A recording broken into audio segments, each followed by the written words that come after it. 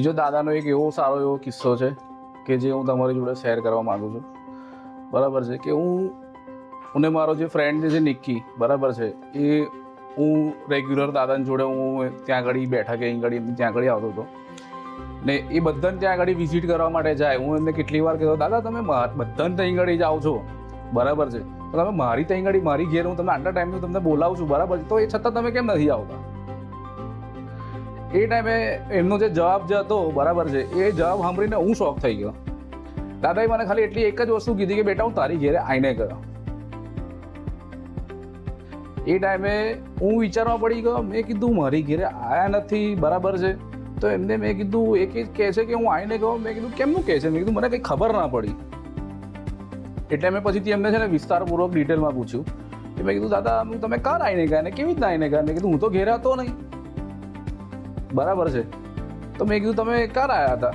તો એમને મને બધી જ વસ્તુ ડિટેલપૂર્વક કીધી કે તારા ઘરની એન્ટ્રી આ છે, બરાબર છે, તારું દેવસ્થાન અહીં ગાડી છે, અહીં ગાડી તારા ઘરમાં હિંચકો છે, અહીં ગાડી તારું મંદિર છે, બરાબર છે, અહીં ગાડી આટલી વસ્તુઓ જે કંઈ બી પડેલી હતી બધી જ વસ્તુ એમને મને જે પ્રમાણે જે અત્યારે હયાતમાં જે છે એ પ્રમાણે મને કહી દીધી.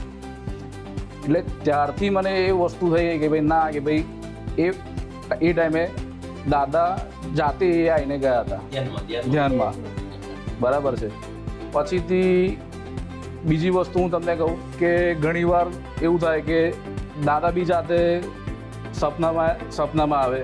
ઇવન મને બી 2 થી 3 વાર સપનામાં આવીને મને જે કંઈ બી જે સારા જેવા કંઈ કર્મ હતા, બરાબર છે, સારા કર્મ આપી ગયા અને ઇવન દર્શન બી અમને આપી ગયા, મને મારી વાઈફને, બરાબર છે, અને અત્યારે મારી વાઈફને બી દર્શન આવીને આપી ગયા. એ હમણાં પરમ દિવસની જ વાત છે, બરાબર છે, કે એ તમને કહેશે કે એને શું સપનું આવ્યું છે. હજી હમણાં જ જસ્ટ એને મને વાત કરી, મેં દાદાને ત્યાં ઘડી આવીને બેઠા, બરાબર છે, એમની જોડે વાતચીત કરી, તારે જ એને મને હમણાં વાત કરી કે અમને એવું સપનું આવ્યું હતું.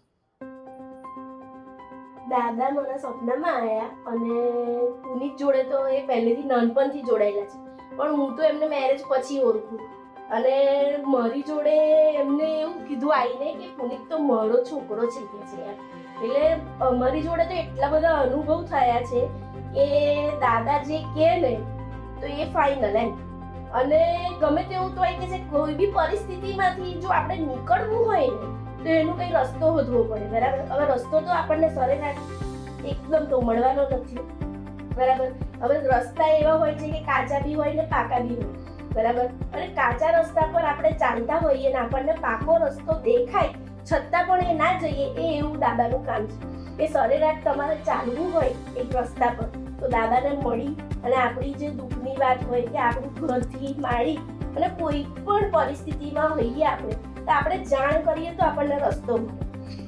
એટલે બધી બહુ ટૂંકમાં દાદા પાસેથી જો તમે આવો, બરાબર છે, તો એટલી જ વસ્તુ છે કે દાદા તમને કોઈ દિવસ નિરાશ નહીં કરે. અને જે તમારી જે ગાડી જે 10ની સ્પીડ પર ચાલતી હશે એની જગ્યાએ ડાયરેક્ટ 120ની સ્પીડ પર ચાલતી થઈ જશે. એ વસ્તુની ગેરંટી હું આપું છું કે એ જે મારો જે અનુભવ, જાત અનુભવ જે છે, બરાબર છે, એ હું મારો જાત અનુભવ તમારી જોડે હું આ જેટલા બી જે છે એ હું તમારી જોડે હું શેર કરી રહ્યો છું.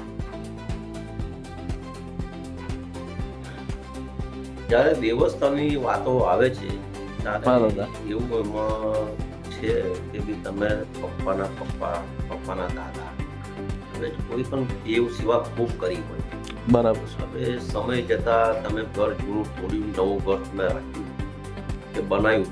હવે એ વખતે જે જગ્યા દેવસ્થાન હોય છે એ દેવસ્થાનની જગ્યા તમે છોડી દીધી હોય, બરાબર, અને નવી જગ્યાની ઉપયોગ કરી હોય. હા, એટલે દેવસ્થાન ત્યાંથી મૂવ થતું નથી. દેવસ્થાન અમારા જેવા કોઈક જગ્યાએ જઈએ, કોકનો વાસ્તુ જોઈએ, કોકની જગ્યા જોઈએ. હવે અમારા દભોઈની આગળ એક ગામ છે, તે ગાડી એ દીકરો ખેતીવાડી છે, બહુ સારું છે, સંપત છે, સુખી છે. હવે એક અમારા ડૉક્ટર સાહેબ છે કે દાદા તમે આપણી ત્યાં ગયા છો, કંઈક અટવાયેલા છે, 500% ખૂબ છે, કોઈ તકલીફ નથી, પણ એમને સારી માનસિક ટેન્શન રહે છે. એ હું અને અમારે એક મિત્ર છે, અમે લોકો ત્યાં આગળ ગયા. અમે જેવા ઘરમાં એન્ટ્રી નાખી એટલે તરત દાદાએ બતાવી દીધું બેટા એક ખૂણેમાં દેવસ્થાન છે. હવે દેવસ્થાનની 4થી રૂમમાં હું જેવા કર્મ આપીને આવ્યા અને જેવું પેલા કર્મ કર્યું, ત્રીજા દિવસે ફોન આવી ગયો કે દાદા हमको बहुत अच्छा लगता है. હવે અમે દેવસ્થાન ત્યાં જ લાગીશું. એટલે બરાબર. એક આ મુદ્દો બી છે. ના એટલે અમારે બી પહેલાં એવું જ હતું કે જ્યારે જે મેં તમને પહેલાં બી વાત કરી કે જે ભાડે આપી હતી જગ્યા બરાબર છે, તો એ દેવસ્થાન જે મેઇન જે દેવસ્થાન જે અમારું જે હતું બરાબર છે ને એ નીચે હતું અને અમે પૂજા ઉપર કરતા હતા.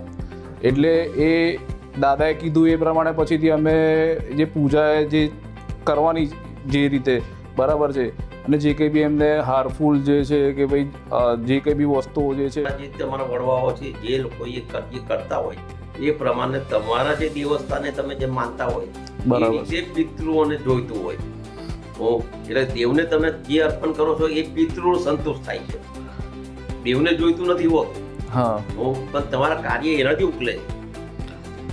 એટલે દાદાએ જે કંઈ બી પ્રમાણે એમને કીધું એ પ્રમાણે અમે કર્યું. એટલે ત્યાર પછીથી અમને એવું ઘણું સારું છે, અમે સુખ શાંતિથી અમે રહીએ છીએ. અને હું એટલી દાદા પાસેથી આશા રાખું કે એમના જે કંઈ બી એવા આશીર્વાદ જે છે એ સદાય માટે અમારી પર બન્યા રહે. એમના ઘેર અને- વસ્તુ છે 170-80 વર્ષ જૂનું દેવસ્થાન છે, ગાયકવાડી વખતનું બરાબર છે. હવે એ ટાઈમે એ દેવસ્થાન કશું જ જોઈતું નહીં, ખાલી 5 ગુલાબના ફૂલ ખાલી ખુશીથી ધરાવો એટલે તમારું કામ પાકું. ઈચ્છા થાય તારે મીઠાઈ ધરાવો તો એ પહોંચી જાય છે. તો અને એ પ્રૂફ કરે છે કે ભાઈ પહોંચે છે ને સારું થાય છે.